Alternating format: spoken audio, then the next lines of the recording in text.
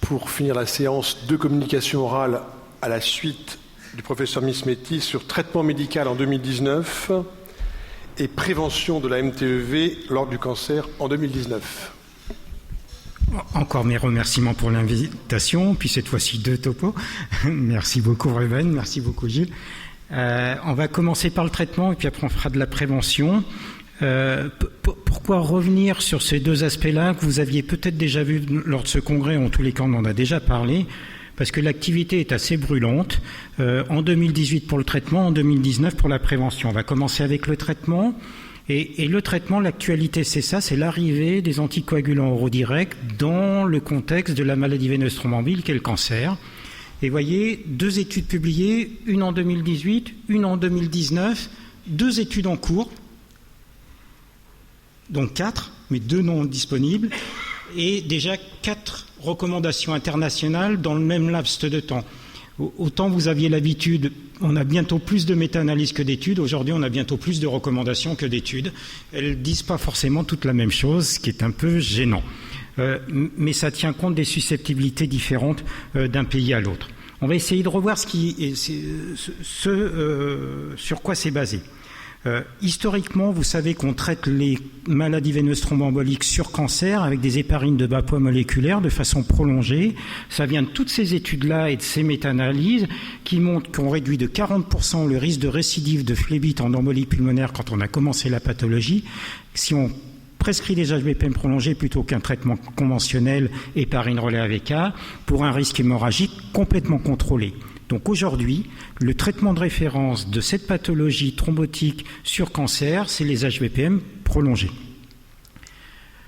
Depuis, je vous l'ai dit, sont sorties des études. La première, Oxai Cancer, la deuxième, SELECT-D.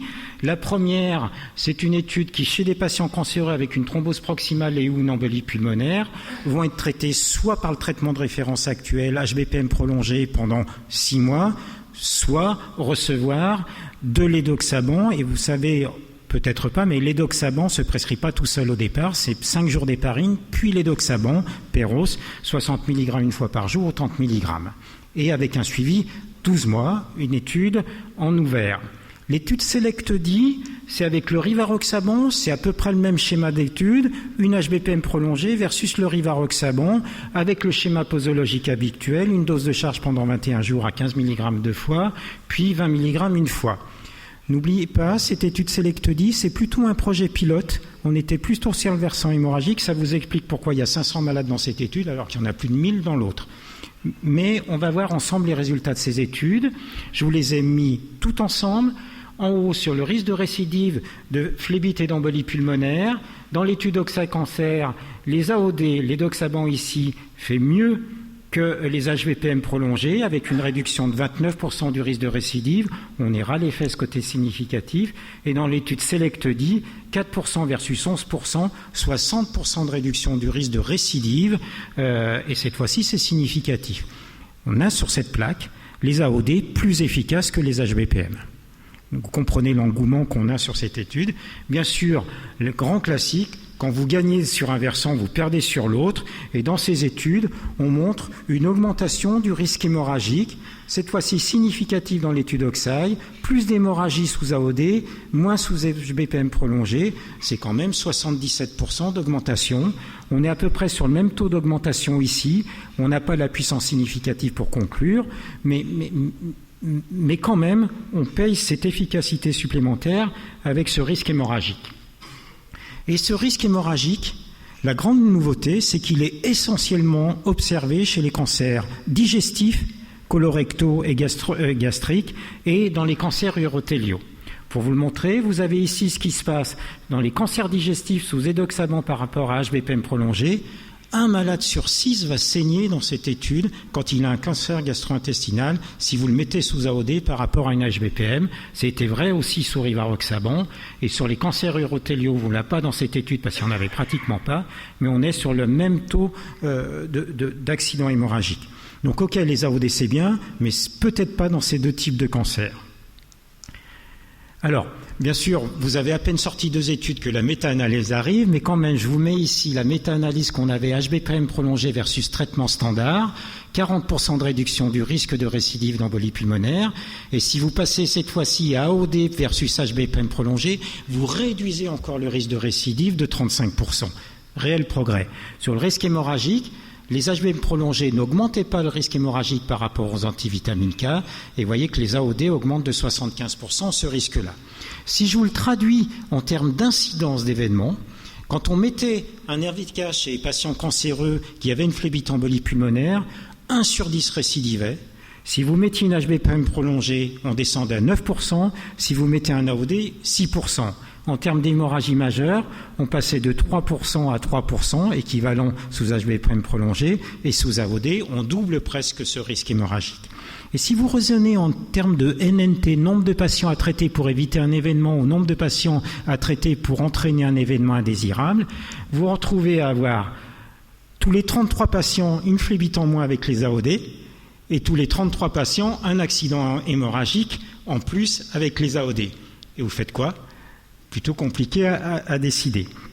Et l'idée de ça, c'est que on devient, avec la nouveauté, on se dit, ça devient presque criminel en termes d'efficacité de prescrire une HBPM plutôt qu'un AOD si vous évitez le cancer digestif et le cancer urothélial.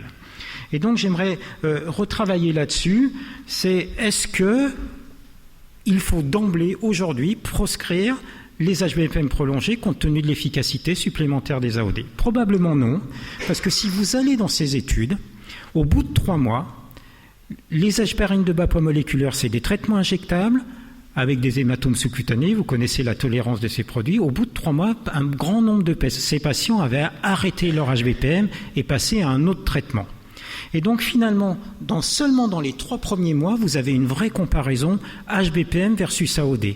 Et que vous regardiez ça en termes de risque hémorragique ou de récidive thromboembolique, que ce soit dans l'étude OXA et cancer ou dans l'étude SELECT-D, quand les patients reçoivent effectivement leur HBPM, le risque de récidive est complètement superposable aux AOD. Donc aujourd'hui, si vous continuez à prescrire une AOD, une HBPM, et si votre patient la reçoit effectivement, vous avez a priori une efficacité comparable aux AOD. Donc ça ne veut pas dire qu'on les mettra à la poubelle. Ce n'est pas sans conséquence avec un point qu'on va voir ensemble maintenant. On n'a pas fini l'histoire puisqu'on a 2 études qui sont en cours, comme je vous le signalais sur la première plaque. L'étude Caravaggio et l'étude Apicat. Ces 2 études qui sont conduites avec l'apixaban, mais avec une particularité. Caravaggio, c'est pour les 6 premiers mois de du traitement de la phlébite et de l'embolie pulmonaire. Et Apicat, c'est au-delà des 6 mois. Qu'est-ce qu'on fait? Est-ce qu'on continue avec une dose pleine ou est-ce qu'on fait une dose réduite? Et donc la première, c'est apixaban, dose de charge 7 jours, puis 5 mg 2 fois pendant 6 mois, versus le traitement HBPM prolongé. L'étude Apicat, ils ont tous reçu 6 mois de traitement. Au bout de 6 mois, randomisation, soit apixaban 5 mg 2 fois par jour, soit une dose réduite 2,5 mg par jour. Caravaggio, le recrutement est terminé, on devrait avoir les résultats dans le courant de l'année 2020. Et Apicat, c'est en cours de recrutement, les résultats probablement un peu plus tard. Et donc les recommandations aujourd'hui, je vais vous en citer 2, c'est celle de l'ASCO, publiée en août 2019, et vous voyez qu'elles ont complètement intégré les AOD dans leur prise en charge, puisque dans le traitement initial des 5 premiers jours, vous voyez apparaître le rivaroxaban. Dans le traitement d'entretien, jusqu'à 6 mois, vous voyez apparaître l'édoxaban. Pourquoi il n'est pas ici? Je vous rappelle que l'édoxaban, il faut mettre 5 jours d'héparine avant. C'est pour ça qu'il n'est pas dans le traitement initial. Mais vous voyez que l'ASCO a déjà intégré les AOD dans sa prescription, avec quand même un petit warning. Attention aux cancers gastro-intestinaux, attention aux cancers urothéliaux.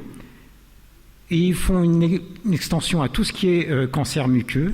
Et puis on voit apparaître ce truc-là, attention aux éventuelles interactions médicamenteuses entre AOD et chimiothérapie anticancéreuse. On va y revenir dans 2 secondes. Quelque chose que tu as évoqué, Alessandra, c'est la MTEV fortuite, c'est celle qu'on découvre lors des bilans scanographiques qu'on fait sur nos scanners. Elle a le même impact a priori qu'une EP qui serait symptomatique, et donc les EP fortuites, les thromboses veineuses profondes fortuites sont à prendre en charge de la même façon. Et au-delà de 6 mois, vous voyez qu'on vous introduit les AOD de la même façon qu'on vous dit que vous pouvez poursuivre avec une HBPM ou un AVK si le cancer est actif. Les recommandations françaises de 2019 qu'on a déjà évoquées, elles ont été beaucoup plus timorées, avec conservation des HBPM sans relais par les antivitamines K. Si les HBPM sont mal tolérés, on peut prescrire des AOD plutôt que des antivitamines K. Après 6 mois de traitement, si le cancer est non actif, on arrête. Si le cancer est actif, on poursuit. Si l'EP est fortuite, le traitement est identique, quel que soit le niveau de la thrombose ou de l'embolie pulmonaire, sous-segmentaire, segmentaire ou plus. Et puis, cette distinction-là, si on poursuit le traitement au-delà de 6 mois, on recommande de continuer avec un HBPM si une chimiothérapie est en cours. Vous allez voir pourquoi, avec la crainte des interactions médicamenteuses. Si par contre il n'y a plus de traitement chimiothérapie conventionnel, mais qu'un traitement antitumoral et qu'il reste de la masse tumorale des slabs, c'est pour ça qu'on continue le traitement anticoagulant, on vous dit qu'on peut remplacer les HBPM par un AOD. Et pourquoi on parle beaucoup de ces interactions médicamenteuses? 2 papiers sont sortis, mais on va reprendre le groupe des rythmologues européens, qui fait dans ce papier-là une revue de tous les médicaments anticancéreux qu'on peut prescrire chez ces patients cancéreux avec des thromboses et qui vous donne les interactions potentielles qu'on a avec les AOD. Ces interactions, elles passent par les cytochromes 3 à 4, elles passent par la P-glycoprotéine, qui sont impliquées avec les molécules anticancéreuses, mais aussi impliquées dans le métabolisme et le transport des anticoagulants oraux. Et voyez le code, en bleu, il n'est pas recommandé d'associer un AOD avec ces médicaments-là. En rouge, il est recommandé de ne pas les associer. Et là, ici, c'est pour une inhibition, donc une augmentation de l'effet anticoagulant. Là, une diminution de l'effet anticoagulant. Et vous voyez que ce n'est pas négligeable en termes d'impact. Et enfin, le dernier point que je voulais voir avec vous, c'est que, du coup, aujourd'hui, ce qu'on pourrait faire, et c'est un peu ce que dit l'ISTH, c'est que si le patient est à faible risque hémorragique, les AOD sont plutôt intéressants parce qu'on peut gagner en efficacité, notamment lorsque les HBPM sont peu poursuivis ou mal tolérés. Et les HBPM ne sont qu'une alternative chez les patients à faible risque hémorragique. Si le patient est à haut risque hémorragique, on préfère les HBPM. Et surtout, s'il y a un risque d'interaction médicamenteuse significative, les AOD n'étant qu'une alternative. Le problème, c'est quand on vous a dit ça, c'est quoi un patient à risque hémorragique? Et donc, ces guidelines sont allées un petit peu plus loin. Elles vous définissent les facteurs de risque hémorragique. Vous les avez ici, chirurgie récente, un antiplaquettaire associé, une tumeur cérébrale, les cancers gastro-intestinaux, on y revient, des anti-angiogéniques, l'Avastin, ici, ou les interactions potentielles, l'âge avancé, l'insuffisance rénale. Et donc, aujourd'hui, il ne faut pas se mettre en conflit. Il y a de la place pour les 2 stratégies thérapeutiques. Vous l'avez compris, les interactions sont probablement un critère de choix. On a vraiment besoin de travailler sur cette notion d'interaction qui va être déterminante dans le choix du traitement anticoagulant qu'on va prescrire chez ces patients. Je vous remercie.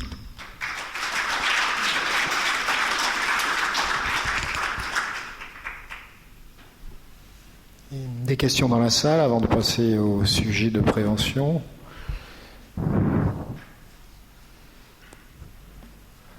Dans les recommandations, les dernières recommandations que vous avez faites, le schéma de prise en charge est assez clair. Ça va quand même changer nos pratiques puisqu'on n'a pas l'habitude dans la pathologie cancéreuse de prescrire des AOD, puisque jusqu'à présent elles n'ont pas l'AMM. Est-ce que ça va, à votre avis, changer très rapidement? Là, pour le moment, on n'a qu'une étude pivot et un projet pilote. Si l'étude Caravaggio va dans le même sens, je pense qu'on va franchir le pas.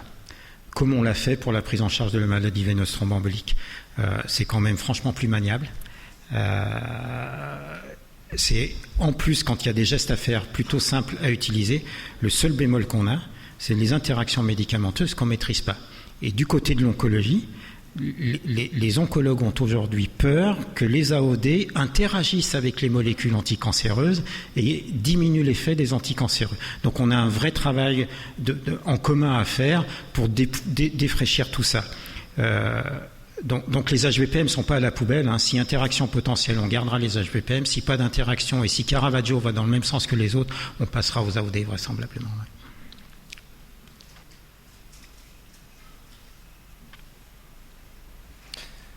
Excusez-moi, une précision sur le suivi des HBPM. Les bilans réguliers, à domicile, hebdomadaires, ça c'est vraiment utile.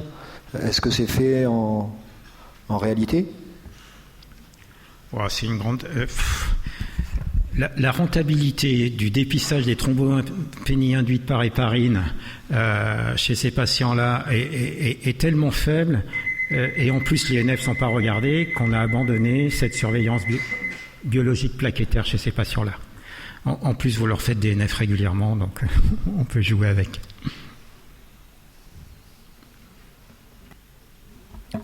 Avez-vous encore une question?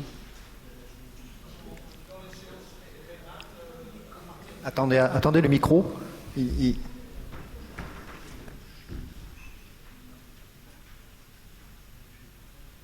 Dans l'insuffisance rénale, vous mettez la barre à combien de clairance pour ne pas utiliser les ADO, les OAD?